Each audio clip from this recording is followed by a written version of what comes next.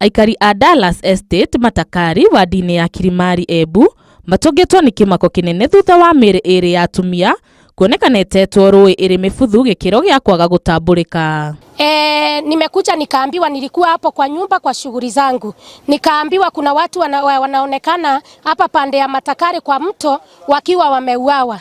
Nikajifikisha mahali hapa nikakuta ni wamama wawili, lakini ukiangalia sura hawa wamama hawajulikani. Inaonekana hii mili imekaa hapa sana kwa sababu hawajulikani kwa sura. Kuringana na Beth Kariuki, mĩĩrĩ ĩyo ndĩrakũrĩkana nĩ ũrĩa ĩthũkangĩtio ũthiũ.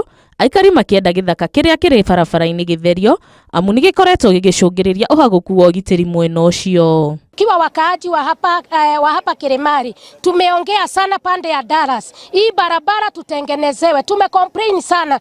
Hii area ishungulikiwe vile hii kichaka itamalizwa. Juu ni kichaka niko katikati wa ya town, inaweka wasiwasi mpaka watoto wakienda shule, mpaka watoto hawawezi pitia hii area. Ũhoro ũyũ nĩ wĩkĩrĩtwo mũkonde nĩ cibu wa itũũra Titus Mugambi ũrĩa ugĩte mĩĩrĩ ĩyo nĩ ĩrĩkĩtie gũtwarwo mocarĩ-inĩ wa Embu, ũthuthuria makĩria ũgĩthiaga na mbere. Tumepata kuna miili ya mama wawili kwa sababu ya features zile tunaona na hatuwajui. Sasa ndio tumeambia askari wakuje watusaidie kutoa ipeleke kwa mochari.